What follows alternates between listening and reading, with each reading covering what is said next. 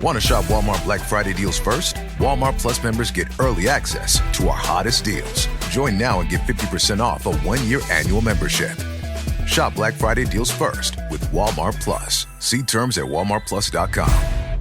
This episode is brought to you by Allstate.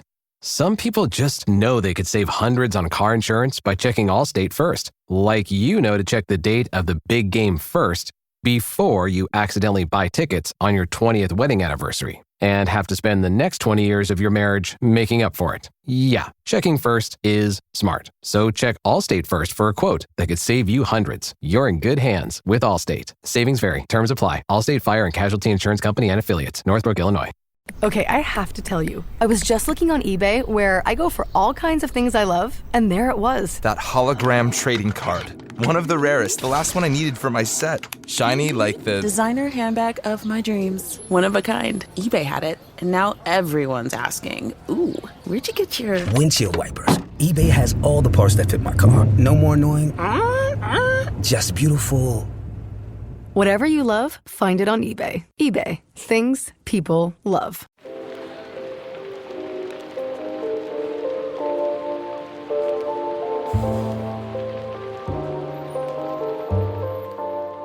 Welcome to BookTok for BookTok, a literary podcast where we deep dive into the writings of your favorite novels. This summer, we are hosting our Romantasy Edition of a book club while we prepare for our 15-part literary analysis of Sarah J. Maas's A House of Sky and Breath. This is Jac. And I'm Amy. And each week we'll discuss one book from our Summer Book Club roster. By using our literary backgrounds, we'll provide our first blush analysis of each book, as well as discuss listener thoughts. This week, we'll be talking about Faebound by Saara El-Arifi. The views expressed by the hosts are entirely their own and in no way represent the thoughts or intentions of the original author. This podcast is a discussion shared to spark thought and conversation on the characters and themes of this novel. The interpretations presented in this podcast are just a few of the many possibilities. Listeners are encouraged to read along and share their own analysis of the text. Explicit language as well as themes of sex, violence, abuse, depression, self-harm, and death will recur throughout this podcast. Listener discretion is advised. I'm excited to talk about this one. Are you? Yeah. Okay. I didn't know how you would enjoy it. So for our listeners' awareness, I was like, I couldn't think Listener of the word. Awareness Month. I listened to the audiobook first, and then Jac listened to it. And it took me a while to get through it.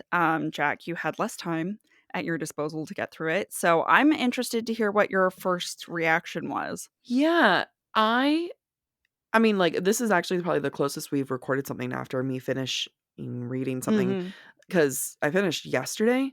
Oh, okay. And I did get through it pretty quickly. I really enjoyed it. And then there were some hangups I had towards the end. And I've been really stuck on trying to figure out what are my hangups. Yeah. And I'm excited to talk to you about it because how much of it is it preference? How much is it writing structure that I'm just doesn't jive with me, which falls under preference, and how much of it are actual things that are worthy of discussion and not critique, but just saying, oh, here's why this might have felt out of place for someone. So, okay. Yeah, I think it was one of those like unique, one of the things I was very excited about with Faebound is how it took Fae and elves, something that we are very used to, in a very Western Anglo version. And the author took it and said, okay, I'm going to run with this, and we're going to, because she adapts a lot of some African folklore in this too, right? I don't know what part of Africa. I'm very sorry about that one, but I do know that, like, I thought that was a really unique take. Yeah.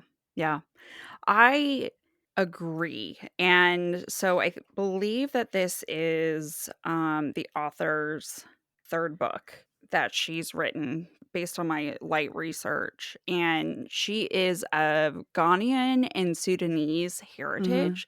So I feel like I can I don't know that I'm not very well versed in African folklore, but I feel like I can see that influence Oh, yeah. because it is very out of the norm from a Western perspective, right?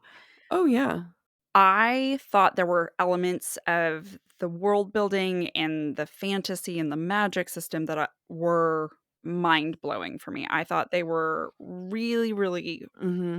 I don't know if it's original, honestly, because I don't Yeah, I know. mean, it's kind of like when sorry, I didn't mean to cut you off, but, like, it's when Poppy Wars happened and everyone was like, "This Mhm. is so original," and you were just like, "Oh, yeah, this is, like, super common in China, like, very, very popular." So it's like, is it original? I mean, which it's all original, or is it, like, are we just ignorant of African folklore? Right, right, right. But I do love this marrying of our understanding of elves and fae Yes. with whatever background the author is bringing to the table. And I believe her first name is pronounced Sarah, but it could be Sarah, but I'm gonna go with Sarah. We did Google that. I remember we have Googled that, and Google said Sarah. So, we did we I tried. I'm just saying, we tried. We tried getting her name correctly. I think books that are or just, like, books or stories or anything, when you say elves or fairy, especially elves, I think Orlando Bloom, Lord of the Rings. mhm, mhm, You know, like, very fair, very white, very, mhm. uh, distinctly male and female, Yeah, and yeah. it really took this concept that we, mean me, and probably a lot of other people, just have such an idea of what it looks like and what I mean, it's the same thing, like, I went in with a Western, white, Anglo, straight, hetero point of view, knowing that's not what I was going to get, but it's just kind of Mhm, like, I didn't realize how much my brain goes that way until I had a book that was like, "No, we're gonna do it this way," which I love, I mhm. appreciate, and I think that she goes about that in a really strong way. When I say strong, I mean, like, writing strength way. Like, her writing and her saying, like, "This is what everyone looks like," was very clear and very strong. Yeah, I agree. I think what I liked about the narrative style is that it was neither unapologetic about how it was gonna handle things, Mhm. nor did it feel the need to over-explain. Yeah. Which I feel like, especially when you deal with Mhm. non-binary or fluid gender, if you deal with, any race ethnicity that involves a skin tone with a lot of melanin that is not fair, Mhm. there's a tendency to over Yeah. explain. Yeah. And I think that Sarah found a really great balance where that was unnecessary, Mhm. and it was just like, "Okay, this is the world we're in.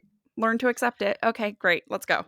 Yeah, it didn't feel catered to a white audience of, like, when you think fae and elves and fairies and everything, it might default to white. It didn't feel like it was catering to that, but it did feel, like a very distinct, "No, these are what my characters look like. Mhm. This is how my world is," especially the LGBTQ angle. Like, Mhm. I'm really excited Mhm. for us to talk about that because this is in our book series, this is the first one that it is very LGBTQ forward of a book.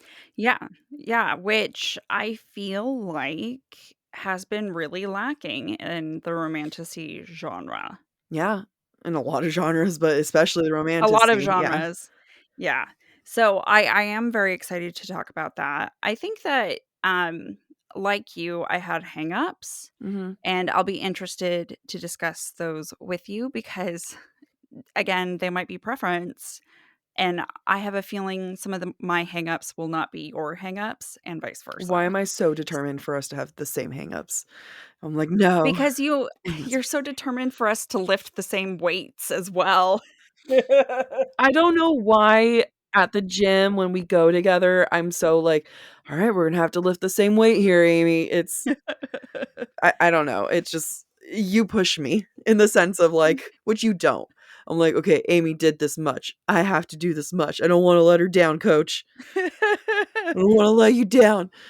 So let's see how that translates here to this book, Faebound. I don't want to let you down, coach.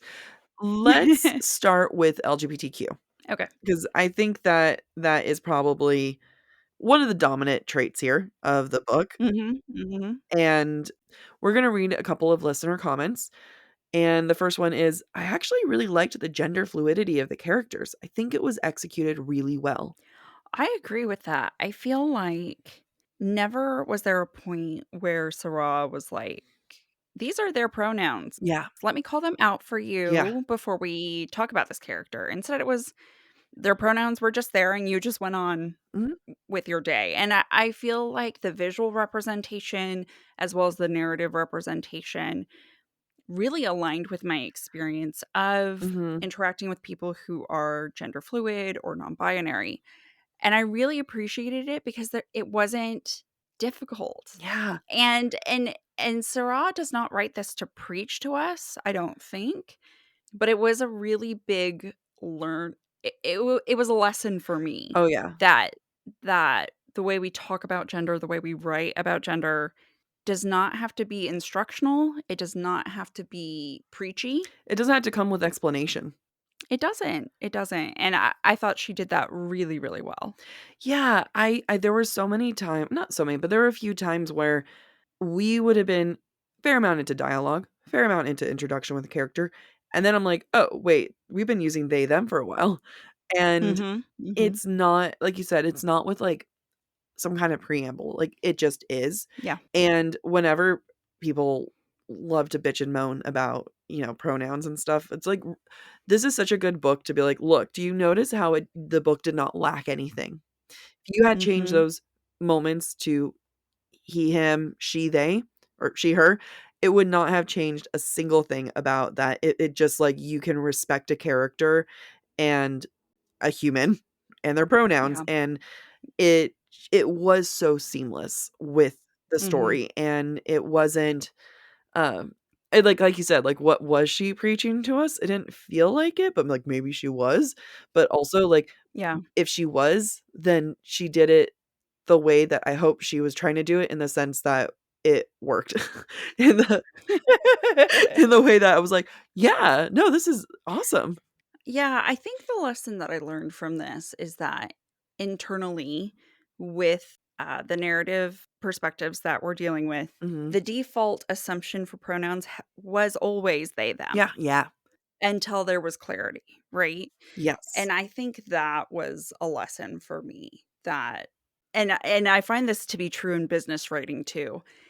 The assumption is always they, them until until you know for sure. Mhm, mhm. And you don't have to make a big deal about it, and there doesn't have to be dialogue around it. And now we're having this dialogue mostly because this is something I find really fascinating from a writing perspective because Mhm. it's so opposite of what my real life experience is. You know, in work, people have pronouns in their signature lines. Yeah. If they have a preference, sometimes they talk about it. Mhm. And that's not everybody's experience in real life, but I find it important to have this conversation because I'm just fascinated with how well she did it. Yeah, I it blows me away because as also a writer, I wanna really do a good job of representation in my books, Mhm. and, I mean, I'm just sitting here trying to take notes from her because Yeah. Yeah. it is so masterfully done, and Mhm. it was so seamless, and it was God, and I don't know if I'm saying it right, like, it didn't it didn't take anything away from characters or add to the characters, like, Right. the characters were so distinct, and it's just the same way that, like, being a man or a woman shouldn't add or take away from you, like, it just it just what it is what you are, you know what I mean? So Yeah. or identifying as male or female, like pronouns, you know what I mean? Like that sorry, I'm not sure if I said that correctly, but I hope people understand what I was saying. I understood what you were saying, and I do also have to recognize that we are both cisgender women, Yeah. and so our perspective on how well this is done is also limited, Yep. right? We might not have the same sensitivities that others who exper who ha are gender fluid Mhm. would experience this novel. So from my perspective, I thought it was well done. Someone who is gender fluid may or may not agree, and I recognize that. I would love to hear someone's, like, point of view of it, like, someone who is gender fluid. I would love to hear what their thoughts are in this. Mhm, mhm. Another listener comment that we received was, "We needed queer and diverse fae/elves, and I enjoy this take on it." And I agree with this too. You know, when we think of fae and elves, I think most people's default, or at least first exposure in the Western world, is probably Lord of the Rings. Mhm. That was mine for sure. Yeah, and I think that would be the case for me as well, unless you count like Thumbelina or something I for mean, I take it fairies, back. I 100% count Fantasia. Thumbelina. Yes. But for elves, for Yeah. sure, I would think of Lord of the Rings. And it was fun to see both Mhm. in the same world and see the differences, which I think were grounded in our understanding of the two different races. However, at the same time, I love that the first chapter opens with an LGBTQ couple. Yeah. And, you know, especially, I guess I would call it lesbian couple. I'm trying to remember what the chieftain's gender was. I think she identified I think she identified as female female. Yeah. or woman identifying, but I cannot recall off the top of my head because it was a little long. It was a little longer ago for Yeah. me having read this. So I loved that representation as someone who is bisexual, lesbian leaning. And I loved that we had a main character who was lesbian. I love seeing sapphic representation in writing. Mhm. And again, just like the gender fluidity, it was there from the get-go, and you roll with it or you stop reading. Yeah. But it's like, this is the reality. Let's let's just keep going. Fall has officially started here in Los Angeles, and that means we finally get to do fall activities. I have been counting down the days for when I can go to pumpkin patches, maybe even hit up an apple orchard, and I get to do all of it looking super cute in my Quince boyfriend sweater. This weather is perfect for my dark academia vibes, and I'm so excited to bust out my washable silk blouse because you know I'm going to be taking pictures. Quince is known for their Mongolian cashmere sweaters from $50. And that's not all. Quince has so many other amazing things on their website. All of those items are priced 50 to 80% less than similar brands. That includes leather jackets, cotton cardigans, soft denim. Like, my entire fall wardrobe is genuinely turning into Quince wardrobe. By partnering directly with top factories and cutting out the cost of the middleman, we get savings as the customer. One of my favorite parts about Quince is the fact that they only work with factories that use safe, ethical, and responsible manufacturing practices. And they still manage to get premium fabrics and finishes for that, luxury feeling for every item that they have. Get cozy in Quince's high-quality wardrobe essentials. Go to quince.com/booktalk for free shipping on your order and 365-day returns. That's Quince, QUINCE.com/booktalk, BOOKTALK, to get free shipping and 365-day returns. That's quince.com/booktalk. Ryan Reynolds here for, I guess, my 100th Mint commercial. No, don't. No. I mean, honestly, when I started this, I thought I only have to do like 4 of these. I mean, it's unlimited premium wireless for $15 a month. How are there still people paying 2 or 3 times that much? I'm sorry, I shouldn't be victim blaming here. Give it a try at mintmobile.com/save. Whenever you're ready. $45 upfront payment equivalent to $15 per month. New customers on first 3-month plan only. Taxes and fees extra. Speed slower above 40 gigabytes. See details. I really enjoyed the LGBTQ aspect of it. I am, as I've said many times on this podcast, unfortunately, am straight. And I could be doing a better job of reading more sapphic novels. That's on me. Mm-hmm. And it was a really great book to read. I think I mentioned it to you while I was reading this, Amy, where I said something like, it was an experience that I can appreciate a lot of LGBTQ members must experience when they're living their life, reading mainstream books, watching mainstream media and movies and shows where it's like, oh, I'm enjoying the story, but that's not me. Like, that's not how Yeah. I live. And it was, I don't want to say it felt good, but it kind of felt good of like, I just really appreciated being on that side of saying, like, I really did love this couple. Did it resonate with me on, you know, on like the, I was about to say bone deep level. Like, I don't know. Like it did. I love a love story, but like it just, I didn't connect with it in that way. And it just kind of gave me an appreciation of like, okay, yes, this is what I'm sure most LGBTQ people must feel when they are, and I don't wanna say that I was underrepresented, so that's not with me coming from it, but that's what, LGBTQ must feel like when they're reading something and just so underrepresented, and when they're just like, they might like it, but they don't connect to it. And I Mhm, just mhm. really enjoyed being able to read something and say like, okay, well, obviously, like, I'm not connecting to the sense of like, I would also, I don't know. I really was rooting for their sex scenes. I'm not gonna lie. So like, I was like, more of those. But should I take that out? No, No. I mean, we would say that Yeah. about a heterosexual, Yeah. and there's heterosex in this too. The smut was definitely saved for the end of the novel. We'll get, I think that smut deserves a different point of view. Yeah, and we'll talk Yeah. about that I know later. I'm not saying this correctly. I think I just really enjoyed I enjoyed reading this a lot, and Mhm. in my enjoyment, I did appreciate how I appreciate the feeling that a lot of people from the LGBT community must feel like, and it just made me say like, yes, we need far more representation, far more of these books.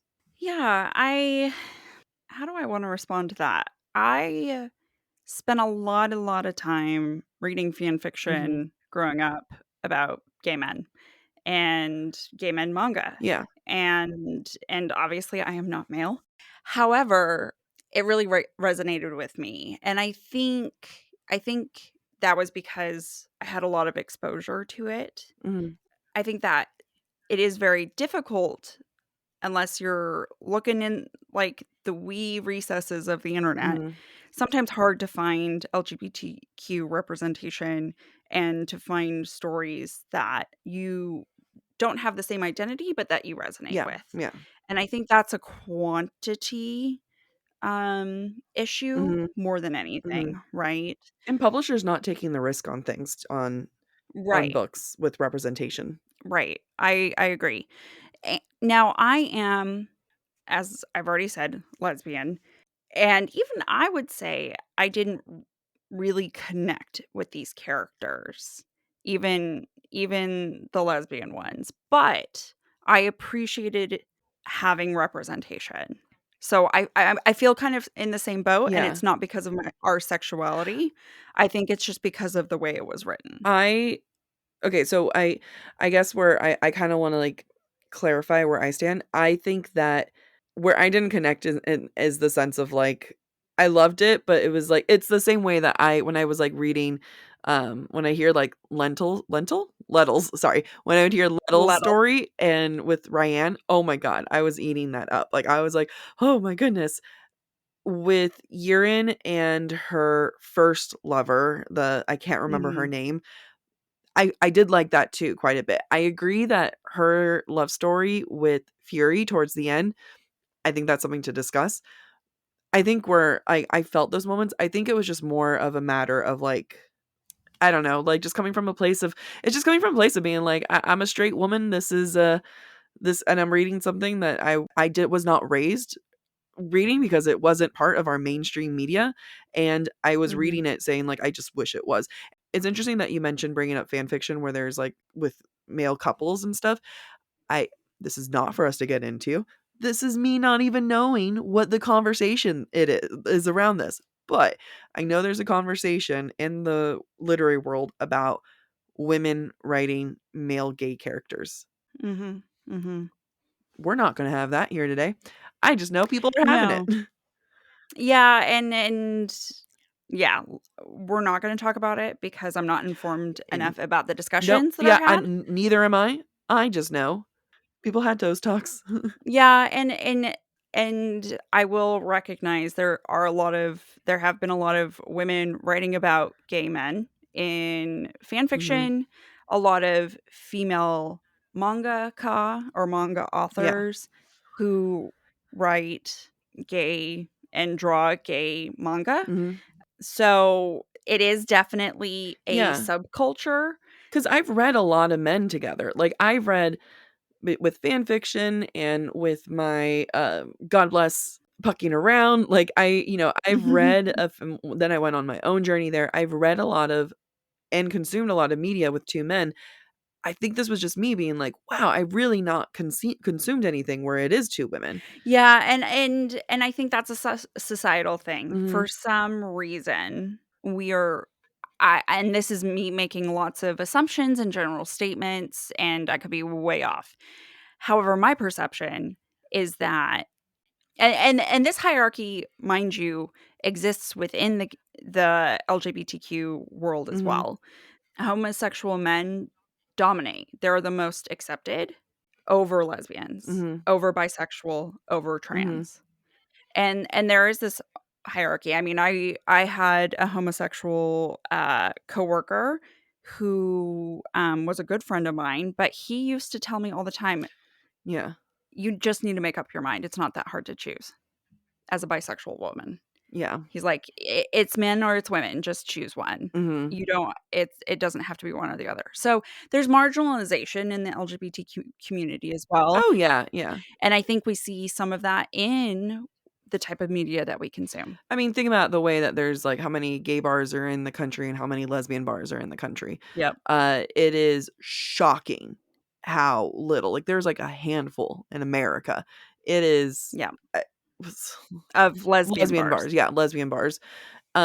No, I mean, like, I think it's fair to say that, I mean, one, we do know that there's always gonna be marginalization, unfortunately, and we can see that even within the community, and it was definitely me kinda taking this in of like, "Oh, I have for sure not read anything with 2 women," Mm. and I would love to consume more of it. Like, I want more representation, I want more female leads, like, I'm not just because I can't relate to it on that level of, like, being with another woman, I can still enjoy it the same way that I can't relate to being a gay man. Like, Right, right, right, right. I can still I love love. I love a love story, and Mhm. it was definitely one, but I feel like to the author, Sarah's a credit, but, like, I also wanna know, like, I'm just more curious of, like, why curious of what this, like, following thing I'm about to say, how she has one sister in a relationship with a woman and the other sister in a relationship with a man. Is that for more mass media consumption, adding that straight relationship in there so that Mhm. you get the straights? I mean, I don't wanna say that's why she did it. I'm just I hope that's not something that any publisher made her feel like she had to do.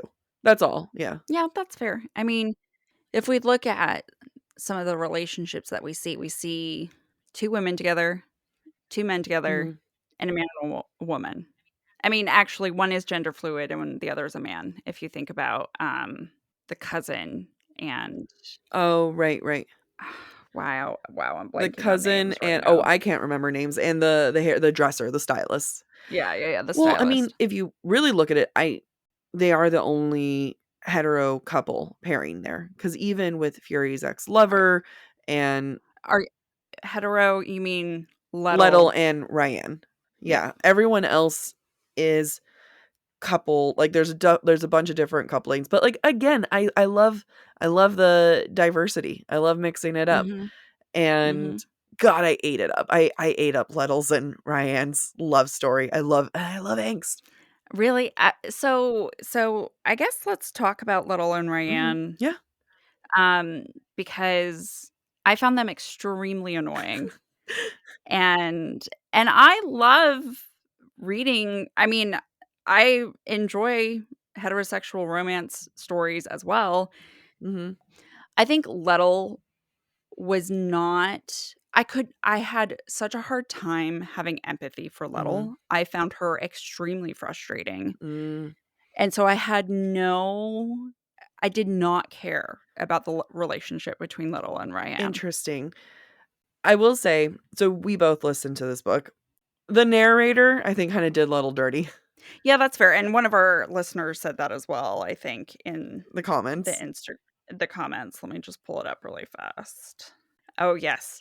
Little's voice in the audiobook, LOL. Oh, as in, this is something I did not like. Oh, yeah. So, yeah, Little's voice in the audiobook was not enjoyable. That being said, I know you're capable of separating the two of like annoying voice versus annoying character. I think I appreciated the balance of Lettle to Urine because Lettle is kind of chaotic. She is so headstrong. She is so charged through, I'm not going to slow down for anyone and I'm going to continue my life. I think I liked her because of how I understood her better than Urine. Okay. I think, like, for me, her faults, her flaws, and where they come from and what they are were a lot clearer for me versus, and I say this still really liking Urine, but there was a point towards the end of the story where I understood what was driving Lettle. Like, I got it. At the end of the story, I couldn't figure out what was driving Urine as much. Like, I know we were being told, but it didn't feel that way versus Lettle, I thought was like distinctly wrong many times. Like, you know, she was going on her own journey, but like I never doubted what her choice was. I think you make a great point. As much as I dislike Lettle personally, she is a very consistent character. Yes. Her characterization is very clear, and there are no ifs, ands, or buts about what her intentions are and what her desires are.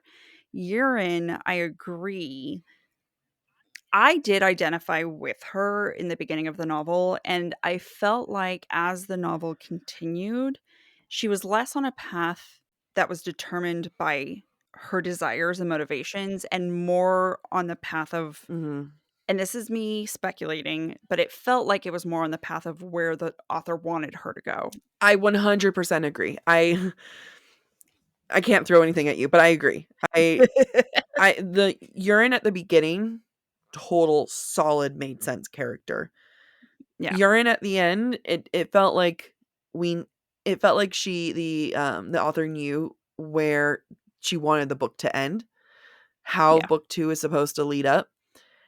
I don't think that Urine made those choices. I agree. I agree. And I think that influences the story overall. And I think that we have some really mixed reactions to the story overall from our listeners. So it might be worth reading some of those. Yeah, absolutely. All right. So here's one of our listener thoughts. And again, like, this is harsh. I understand. But we asked our listeners things they like and didn't like. So here's one of those dislike moments. Slow to get into. Slow parts throughout. Sometimes felt like nothing was happening at all. I am going to say I feel very aligned with this comment. I felt like the story was extremely repetitive up until the last 10%. At the last 10, 15%, I was like, oh, I actually want to listen now. Whereas before, I would listen and then I would stop for long periods of time. And I think if I spent more time analyzing it, I could see all the threads that were being woven together. I could see how things were building up, but nothing compelled me to read. Nothing was at stake. Yeah. I know what was at stake was meant to be their escape, but it just felt like great things were happening to them. Why would you want to leave? You know, like, right. It was, the beginning. I was really enthralled with the beginning. Like, the world was so distinct, the characters were so vibrant, and then, they get not kidnapped, but like arrested. They get taken to this other world, and then now they're there, and then Urine gets Faebound, and that's exciting too, because, like, of course someone's gonna get Faebound, and then I'm like, oh my god, it's her. And then, okay, cool, now we're dealing with the repercussions there. From there to what you're saying, like the last 10%, I couldn't tell you what happened now that I'm thinking about it, and I just finished this. I know there's some back and forth, and I think part of the issue with it is Urian's love story with Fury, because I didn't fully Yeah. buy it. I agree. I didn't either. And honestly, I didn't buy any of the love stories. And part of it is because I think the signaling was too strong, too early for all of them. So I'm talking about Lettel and Ryan. Mhm. There was that instant attraction despite the bickering, Mhm. but it was just so heavy-handed, and I felt the same about Urine and Fury. And there was no real grounding moment to justify why a relationship would happen. Yeah. Lettel and Ryan, I get it in the sense that, like, they're kind of been lust at first sight mixed in with, like, we're being thrown together to go hunt my sister, and suddenly I'm Lettel. Like, they're on a mission, they're being forced proximity, like, these are Right. things I understand. And even with Urine and Fury, this is a trope that we are, as a reader, in theory, very familiar with. Oh, yeah. Her, like, like, "I'm a captor, and now you're here to train me." All the things were there. All the things were Yeah. set up. But I remember when Fury was first introduced, Urine was immediately attracted to her, and I was like, "You Mhm. just made me believe that she was in love with someone else." That, Yeah. like, there was even talk about how, yeah, I can't remember her for the first lover, but the captain, or not the captain, the chieftain, Chieftain. how she had other lovers, but Urine was there and, was kind of, like, always waiting and stuff. So it's like you really sold me and painted me on a very loyal Mhm. Urine, the one who everything about her character screams loyalty, right? It's very, Right. I am in love with I am in love with this chieftain. I would die for her. I was willing Mhm. to. She was Yeah. so loyal to her family. Like, she is a soldier. Her instant, like, I love, oh, I'm so, like, I'm in lust with her. Yeah. I was like, well, I felt betrayed, where I was like, how dare you? I thought you just said you were in love. Yeah. It reminds me of the first time Feyre sees Reese, and she's like, "He's the most beautiful man I've ever Yeah. seen." I'm like, "You're not supposed to." No. No, not okay. Yeah, but at least, like, Farah was no longer into him, like, throughout the rest of the book. Right. No, and I completely Yeah. agree with you. I think the relationship with Fury really clouded Urine's characterization Yeah. and made Urine less of a believable character for me, which made me not invested in Yes. the relationship with Fury. Yeah. And I didn't really feel like I saw Fury change Mm. to justify why the two of them suddenly were making out. Yeah. I mean, I didn't, other than, like, okay, Urine's been horny for her since the get-go. Mhm. Sure. Mhm. I did not feel the shift at all from Fury. It went from, I hate you," to, Let's have sex. yeah.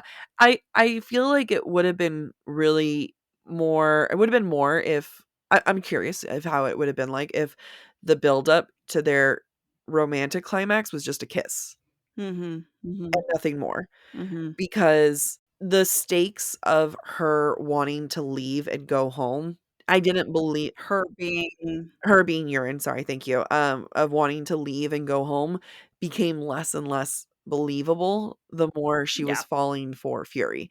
Because yeah, then it was like, "No, I want more grappling. I want you to really struggle with this idea of, like, I wanna go back home to my chieftain girlfriend. I wanna go back home yeah, to her and save this world." And I need it to be, I don't know, like, I think when, like, the option of leaving is easy yeah, and you're struggling, that makes it that much more compelling. yeah, yeah, makes sense.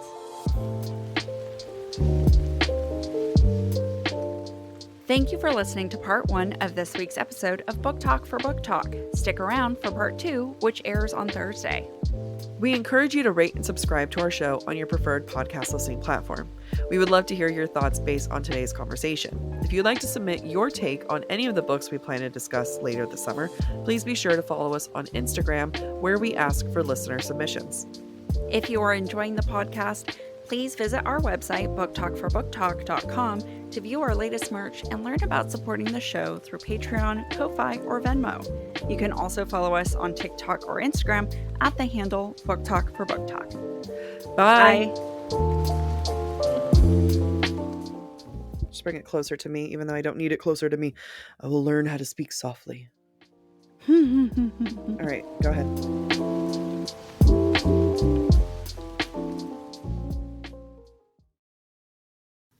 Fall has officially started here in Los Angeles, and that means we finally get to do fall activities. I have been counting down the days for when I can go to pumpkin patches, maybe even hit up an apple orchard, and I get to do all of it looking super cute in my Quince boyfriend sweater. This weather is perfect for my dark academia vibes, and I'm so excited to bust out my washable silk blouse because you know I'm going to be taking pictures.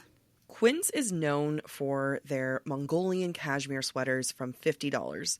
And that's not all. Quince has so many other amazing things on their website. All of those items are priced 50 to 80% less than similar brands. That includes leather jackets, cotton cardigans, soft denim. Like, my entire fall wardrobe is genuinely turning into Quince wardrobe. By partnering directly with top factories and cutting out the cost of the middleman, we get savings as the customer. One of my favorite parts about Quince is the fact that they only work with factories that use safe, ethical, and responsible manufacturing practices.